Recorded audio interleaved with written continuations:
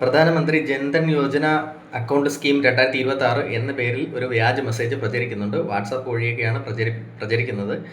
നമ്മുടെ ഗ്രൂപ്പുകളിലോ, നമ്മളുള്ള ഗ്രൂപ്പുകളിലോ, അല്ലെങ്കിൽ നമ്മുടെ ഏതെങ്കിലും സുഹൃത്തിൻ്റെയോ, അല്ലെങ്കിൽ ഏതെങ്കിലും ഒരു നമ്പറിൽ നിന്നോ, നമുക്ക് പരിചയമില്ലാത്ത ഒരു നമ്പറിൽ നിന്നോ അത്തരത്തിലൊരു മെസ്സേജ് വന്നു കഴിഞ്ഞാൽ നമ്മളത് കാര്യമാക്കേണ്ട ഒരു കാര്യമില്ല. നമ്മളത് ഇമ്പോർട്ടൻ്റ് ആയിട്ട് കാണുകയും വേണ്ട. അങ്ങനെ ഒരു പദ്ധതി ഉണ്ട്, പക്ഷേ അതൊരു അക്കൗണ്ട് ഓപ്പണിംഗ് പദ്ധതിയാണ്. സാധാരണക്കാരായിട്ടുള്ള ആൾക്കാർക്ക് bank account, savings bank account open ചെയ്യാൻ വേണ്ടിയിട്ടുള്ള ഒരു സ്കീമാണ് ഈ ജൻധൻ യോജന സ്കീം എന്ന് പറയുന്നത്.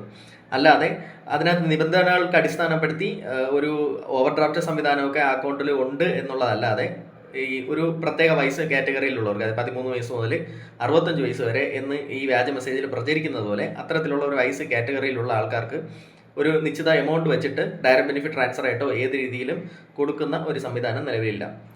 ഇനി അത്തരത്തിലൊരു സ്കീം വന്നാൽ തന്നെയും വാട്സപ്പ് മെസ്സഞ്ചർ വഴിയോ ഒന്നുമല്ല ഗവൺമെൻറ് അത് ജനങ്ങളിലേക്ക് എത്തിക്കുന്നത്. ഗ്രാസ് റൂട്ട് ലെവലിൽ ഒന്നുകിൽ ഗ്രാസ് റൂട്ട് ലെവലിൽ പ്രവർത്തിക്കുന്ന ആശാ വർക്കർമാർ പോലുള്ള ആൾക്കാർ, അല്ലെങ്കിൽ പഞ്ചായത്ത് മെമ്പർമാർ വഴി, അല്ലെങ്കിൽ പഞ്ചായത്ത് വഴി, അതല്ലെങ്കിൽ പത്രമാധ്യമങ്ങൾ വഴി, അംഗീകരിച്ചിട്ടുള്ള മീഡിയംസ് വഴി മാത്രമേ അത് ജനങ്ങളിലേക്ക് എത്തുകയുള്ളൂ.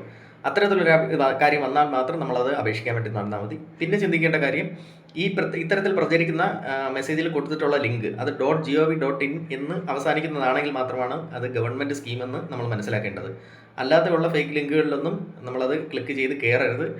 നമ്മുടെ ഫോണിലെ സ്വകാര്യ ഡാറ്റയും അതുപോലെ തന്നെ ബാങ്കിങ് ഡീറ്റെയിൽസുകൾ, ചിലപ്പോൾ ബാങ്ക് അക്കൗണ്ടിൽ നിന്നുള്ള പണം വരെ നഷ്ടമായി പോയേക്കാം. അതുകൊണ്ട് തന്നെ നമ്മുടെ പേഴ്സണൽ ഡാറ്റ സുരക്ഷിതമായിട്ടിരിക്കേണ്ടത് നമ്മുടെ ആവശ്യമാണ്.